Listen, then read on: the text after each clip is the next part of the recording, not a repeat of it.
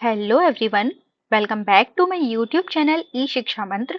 आज के इस वीडियो में हम छत्तीसगढ़ व्यापम के अंतर्गत हुए एडीओ का एग्जाम जिसका 2012 का पेपर का सेट नंबर 4 देखने वाले हैं। देखिए, इसका सेट नंबर जो 1 है, सेट नंबर 1 सामान्य ज्ञान, 2 है पंचायती राज व्यवस्था, 3 आजीविका। इन तीनों के वीडियो मैं ऑलरेडी अपलोड कर चुकी हूँ। आज के इस वीडियो में हम सेट नंबर 4 जो है ग्रामीण विकास योजना, इसके प्रश्न देखने वाले हैं जो 2012 में पूछे गए थे। तो चलिए शुरू करते हैं। पहला प्रश्न है, सामाजिक अंकेक्षण का उद्गम किस देश में हुआ? जो सामाजिक अंकेक्षण है उसका जो उद्गम था वो किस देश में हुआ था? ए चाइना, चीन, बी जापान, सी अमेरिका और डी भारत। इसका आंसर है ऑप्शन नंबर सी अमेरिका। सामाजिक अंकेक्षण का जो उद्गम है उसकी जो शुरुआत है वो अमेरिका से हुई। नेक्स्ट क्वेश्चन है, छत्तीसगढ़ राज्य में दिसंबर 2011 तक प्रधानमंत्री ग्राम सड़क योजना में निर्मित सड़कों की लंबाई कितनी है? जो छत्तीसगढ़ राज्य में 2011 में जो प्रधानमंत्री ग्राम सड़क बनाई गई थी, योजना जो चल रही थी, तब तक उसमें कितनी लंबाई तक की सड़कों का निर्माण हुआ था, ये हमें बताना है। तो देखेंगे ऑप्शन। ए है 19,153 किलोमीटर, बी है 7,104 किलोमीटर, सी है 4,242 किलोमीटर और डी है 25,826 किलोमीटर। इसका आंसर है ऑप्शन नंबर बी 7,104 किलोमीटर। जो छत्तीसगढ़ में 2011 में प्रधानमंत्री ग्राम सड़क योजना प्रारंभ हुई थी, तो उसमें 7,104 किलोमीटर तक की सड़क बनी हुई थी। अगला प्रश्न है, गांवों में जल ग्रहण प्रबंधन कार्यक्रमों को लागू करने की जवाबदेही किस पर है? जो भी गांव में जल ग्रहण प्रबंधन कार्यक्रम होते हैं तो उससे लागू करने की रिस्पॉन्सिबिलिटी किसके ऊपर होती है? ऑप्शंस हैं, ए सरपंच, बी वाटरशेड समिति, सी कृषि समिति और डी वन समिति। इसका आंसर है ऑप्शन नंबर बी वाटरशेड समिति। वाटरशेड समिति की जिम्मेदारी होती है। अगला प्रश्न है, मनरेगा के अंतर्गत सामाजिक अंकेक्षण का दायित्व किसे सौंपा गया है? जो भी सामाजिक अंकेक्षण होता है उसका दायित्व किसे दिया गया है? ए जॉब कार्ड धारक, बी एनजीओ, सी सामाजिक कार्यकर्ता और डी ग्राम सभा।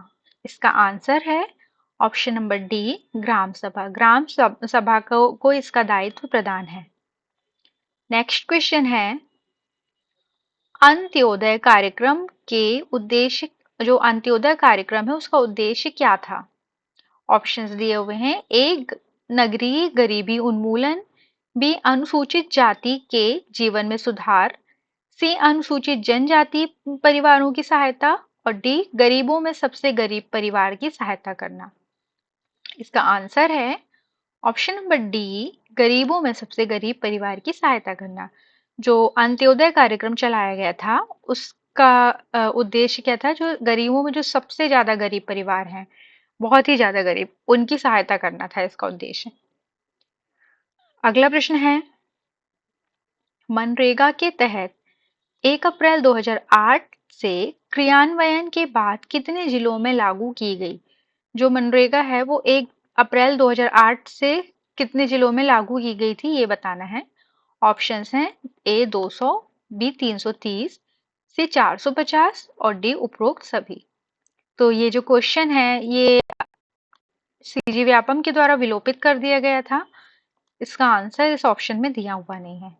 अगला प्रश्न है, मनरेगा की धारा 1 के किस खंड के अंतर्गत सामाजिक अंकेक्षण की व्यवस्था है? जो धारा नंबर 1 थी उसके किस खंड के अंतर्गत हमें जो है वो सामाजिक अंकेक्षण की व्यवस्था है की गई है, ये बताना है।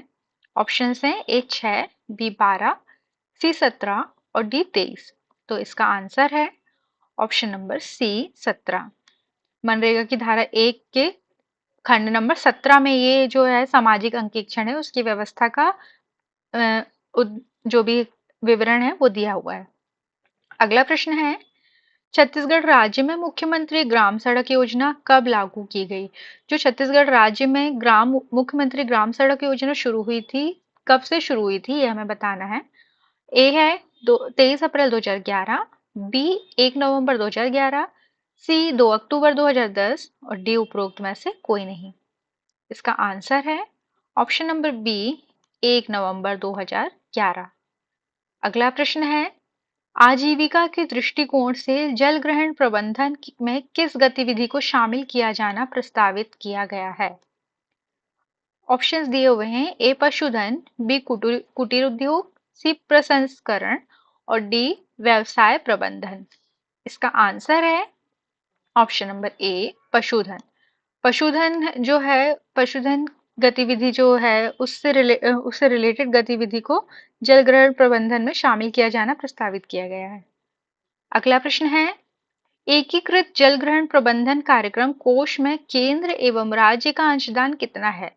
ये बताना है कि केंद्र सरकार कितना % अंशदान करती है और राज्य सरकार कितना करती है एकीकृत जल ग्रहण ग्रहण प्रबंधन कार्यक्रम में। ऑप्शंस हैं, ए 90:10, बी 80:20, सी 70:30 और डी 50:50। मतलब कि ये जो पहला वाला है वो केंद्र सरकार का है अनुपात और दूसरा वाला राज्य सरकार का, 90% और 10%। तो चलिए अब आंसर देखते हैं क्या है इसका, है ना। इसका आंसर है ऑप्शन नंबर ए, 90% और 10%। मतलब 90% कौन देगा? 90% होगा केंद्र सरकार की तरफ से और 10 जो अनुपात है 10% वो होगा राज्य सरकार की तरफ से।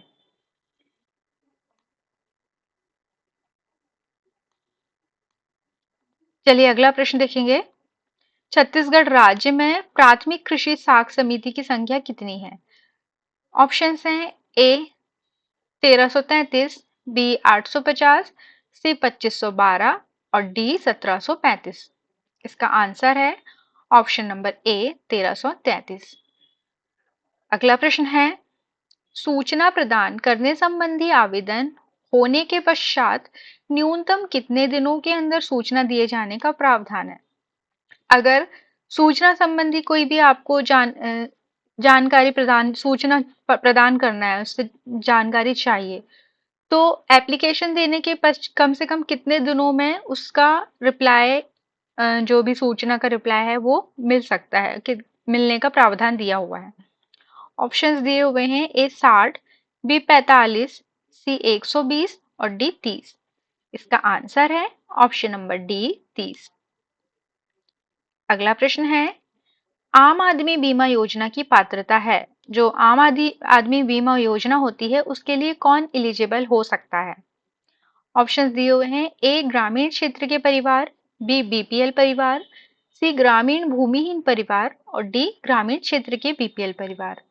इसका आंसर है ऑप्शन नंबर सी, ग्रामीण भूमिहीन परिवार। मतलब कि ग्राम में रहने वाले, गांव में रहने वाला ऐसा परिवार जिनके पास भूमि ना हो, खेत ना हो, उनका कोई भी घर वगैरह ना हो, तो वो जो इंसान है, वो परिवार जो है, वो आम आदमी बीमा योजना के लिए इलिजिबल है। अगला प्रश्न देखेंगे, जल ग्रहण प्रबंधन कार्यक्रम के अंतर्गत छत्तीसगढ़ राज्य में दिनांक 31 दिसंबर 2011 तक कितना उपचारित क्षेत्र है? जो जल ग्रहण प्रबंधन कार्यक्रम है तो उसमें ये पूछा गया है कि 31 दिसंबर 2011 तक कितना क्षेत्र उपचारित था। ऑप्शंस हैं, 9,630 हेक्टेयर, बी है 11,200 हेक्टेयर, सी है 16,663 हेक्टेयर और डी है 22,184 हेक्टेयर। इसका आंसर है ऑप्शन नंबर सी, 16,663 हेक्टेयर। अगला प्रश्न है, यदि लोक सूचना अधिकारी निर्धारित समय में सूचना प्रदान नहीं करता है तो अपीलीय अधिकारी के समक्ष कितनी बार अपील की जा सकती है? देखिए, अगर आपके गांव में कोई लोक सूचना अधिकारी है, आपने उनसे कोई सूचना मांगी और वो आपको सूचना नहीं प्रदान कर रहे हैं एक टाइम लिमिट के अंतर्गत, तो अपीली जो अधिकारी हैं उनके सामने हम अपनी कितनी बार अपील कर सकते हैं कि हमें सूचना नहीं मिली है? तो ऑप्शन देख लेंगे। ए है 1, बी है 3, सी है 2 और डी है 4। इसका आंसर है ऑप्शन नंबर सी 2। अपीली अधिकारी के सामने आप 2 बार अपील कर सकते हैं। अगला प्रश्न है, ग्राम पंचायत क्षेत्र पर मनरेगा के क्रियान्वयन की जवाबदेही किसकी है? ग्राम पंचायत क्षेत्र जो स्तर है तो उस पे मनरेगा के क्रियान्वयन क्रियान्वयन मतलब एग्जीक्यूशन की जवाबदेही जवाबदेही या रिस्पॉन्सिबिलिटी किसकी होती है? ऑप्शंस हैं, ए ग्राम सचिव, बी ग्राम रोजगार सहायक, सी ग्राम सेवक और डी ग्राम रोजगार बंधु। इसका आंसर है ऑप्शन नंबर बी ग्राम रोजगार सहायक। अगला प्रश्न है, इंदिरा आवास के तहत जो राशि उपलब्ध कराई जाती है उसमें राज्य कितना अंशदान करता है?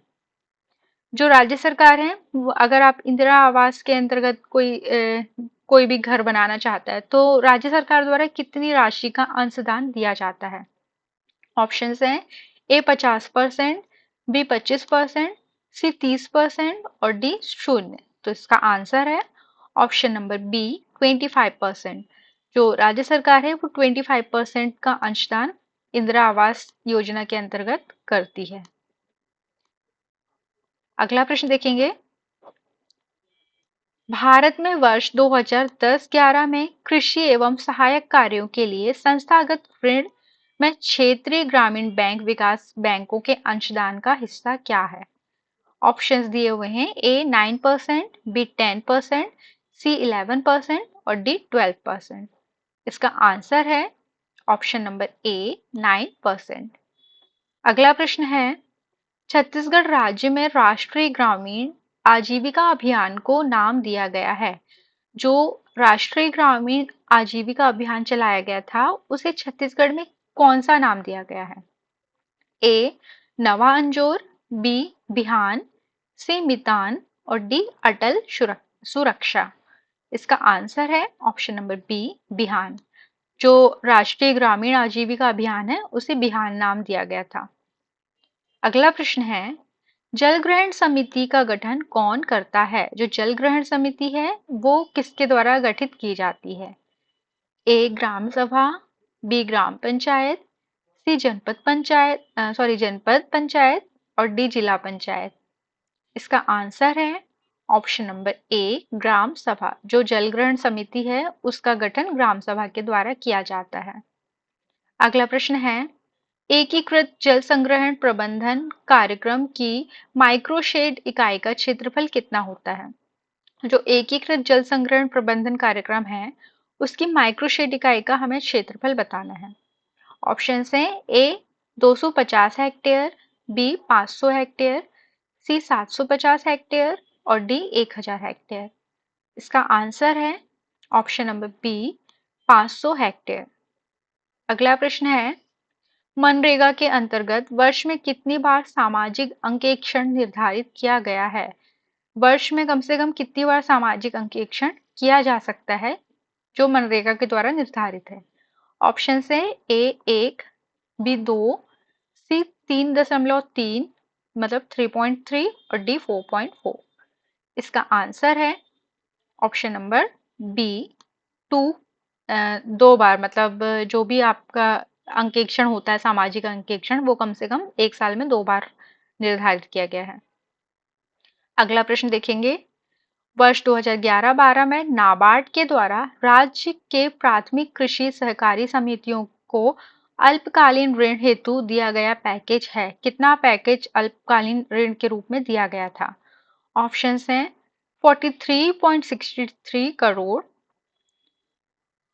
बी है 162.69 करोड़, सी है 985.09 करोड़ और डी है उपरोक्त में से कोई नहीं। इसका आंसर है ऑप्शन नंबर सी 985.09 करोड़। अगला प्रश्न है, प्रथम 5 ग्रामीण विकास बैंकों की स्थापना कब की गई? जो ग्रामीण विकास बैंक है शुरू में सबसे 5 हैं उनकी स्थापना कब की गई थी? ऑप्शंस हैं ए वर्ष 1956, बी वर्ष 1975, सी वर्ष 1980 और डी वर्ष 1982। इसका आंसर है ऑप्शन नंबर बी वर्ष 1975।